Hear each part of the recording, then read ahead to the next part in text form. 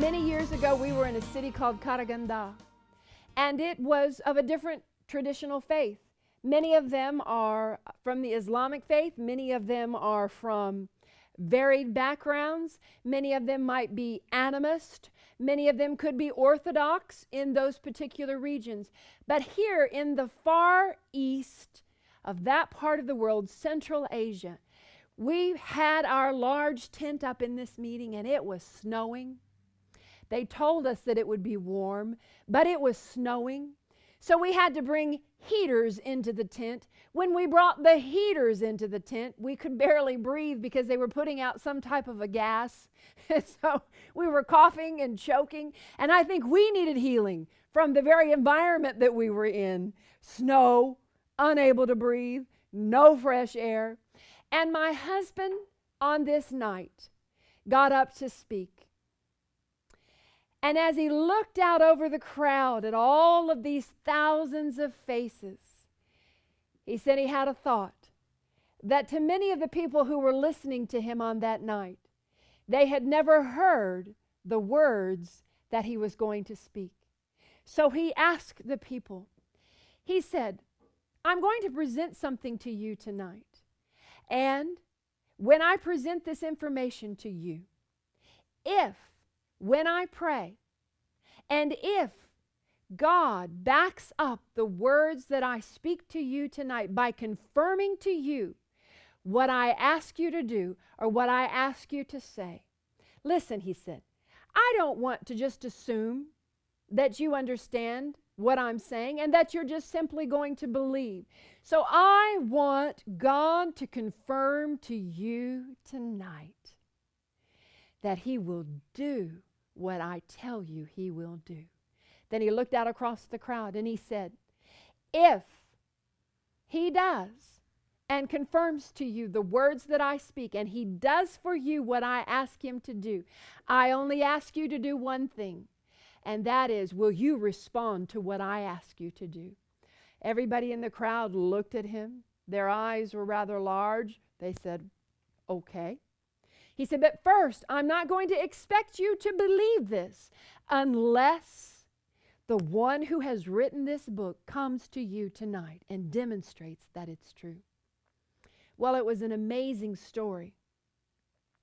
Because as my husband walked up onto the platform and he looked out at the crowd and he said to them, he said, now, you've heard the words that I have spoken tonight and how this Jesus is a healer and how He is real.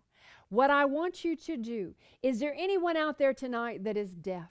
And we remember about over 20 hands went up, people who couldn't hear.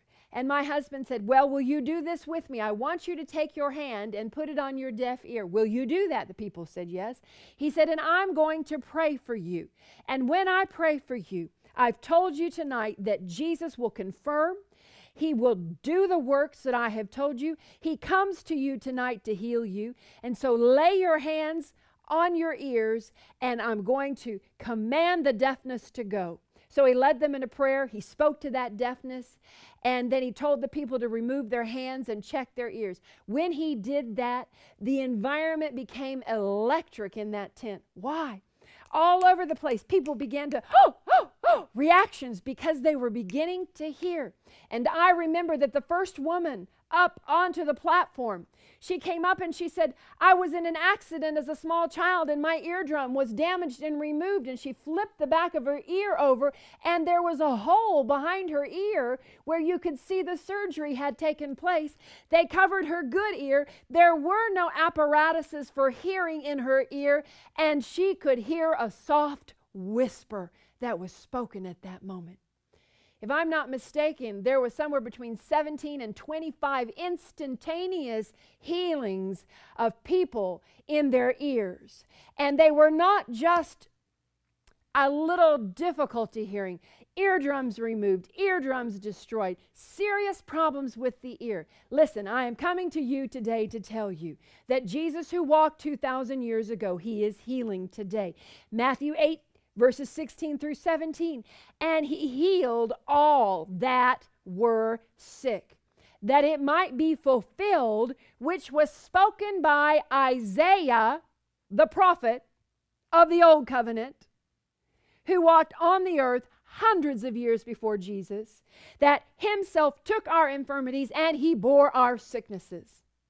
Matthew chapter 9 says Jesus went about all the cities and villages, teaching in their synagogues and preaching the gospel of the kingdom and healing every sickness and healing every disease out among the people.